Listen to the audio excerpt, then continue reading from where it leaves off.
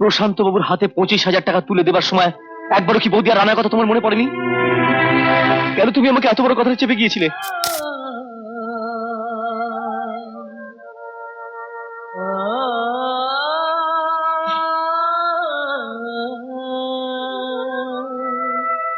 কি হলো, খেয়ে নি। এইটুকু দুধ, একটু কষ্ট করে খা বাবা। কাকু তো গান করে, গান করতে অনেক দম লাগে। কাকুকে একটু বেশি করে দুধ না দিলে কাকু তো গাইতে পারবে না। কাকু যখন মস্ত বড় গায়ক হবে, অনেক অনেক টাকা রোজগার করবে, বাড়ি হবে, গাড়ি হবে, তখন তুই যত ইচ্ছে দুধ খাবি, হরলিক্স খাবি। লক্ষ্মী শোনা আমার। তাহলে জল দিয়ে গ্লাসটা ভরে দাও, এইটুকু দুধে পেট ভরে না মা।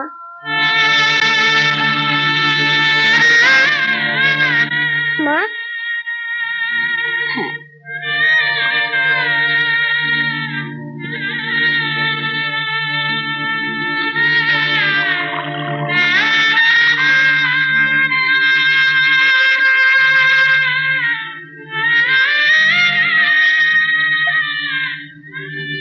নে।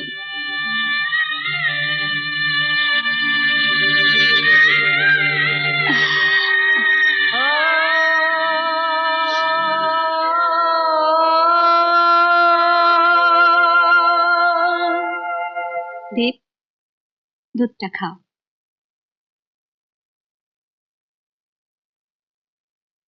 রানা খেয়েছে? আমি খেয়েছি কাকু, পেট ভরে দুধ খেয়েছি, তাই না মা? হ্যাঁ বাবা। তোমাকে বিশ্বাস নেই, ছেলেকে না খাইয়ে হয়তো আমাকে খাইয়ে দিলে।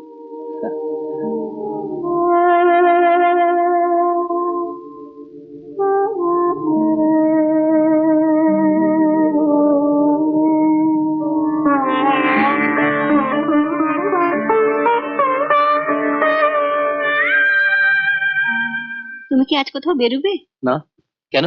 ভাবছি তোমার দাদাকে নিয়ে একবার কালীঘাটে যাব পুজো দিতে। ঠিক আছে।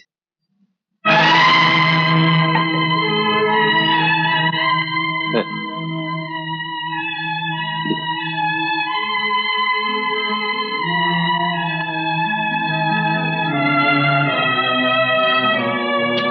এদের এসো, এদের এদের।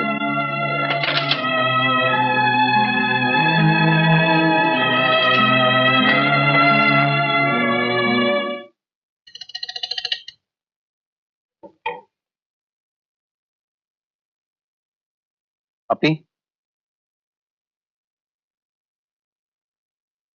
দেব?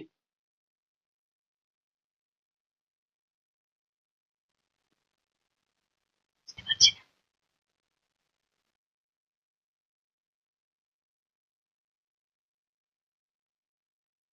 দেব, এ দেব।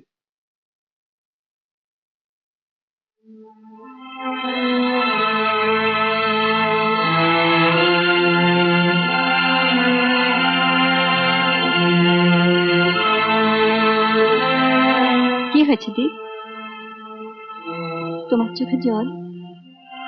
জিজ্ঞেস করো মঙ্গলদাকে, কালীঘাটে তো পুজো দিতে গিয়েছিল, একবারও মায়ের কাছে তোমাদের জন্য কিছু চেয়েছে কিনা? আমি জানি, আমি জানি যা কিছু প্রার্থনা করেছে সব সব আমার জন্য। কি বলছিস তুই? বাড়ি জমি বিক্রি করে 30,000 টাকা পেয়েছিলে আমাকে গায়ক করবার জন্য। প্রশান্ত বাবুর হাতে 25,000 টাকা তুলে দেবার সময় একবারও কি বৌদি আর রানার কথা তোমার মনে পড়েনি? আমি আমি না তোমার ছোট ভাইয়ের মতো। কেন কেন তুমি আমাকে এত বড় কথা চেপে গিয়েছিলে? কেন কেন আমি বলতে পারোনি? তোকে কে বলেছে সব কথা? রামুদা এসেছিল। রামুদা? হ্যাঁ, ওনার ভাগে 5,000 টাকা পড়েছিল, উনি সেটা ফেরত দিয়ে গেছেন।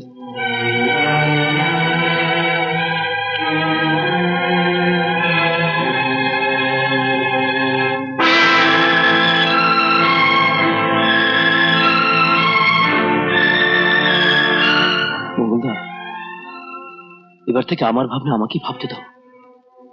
আমার জন্য বৌদি আর রানার ভবিষ্যৎ আমি তোমায় নষ্ট করতে দেব না। আচ্ছা মঙ্গলদা, বাবা হয়ে কি তুমি একবারও ভাববে না রানার ভবিষ্যতের কথা? স্বামী হয়ে কি ভাববে না বৌদির কথা? রামদা আর কি বললো? একটা ঠিকানা দিয়ে গেছে, বলেছে গিয়ে দেখা করতে।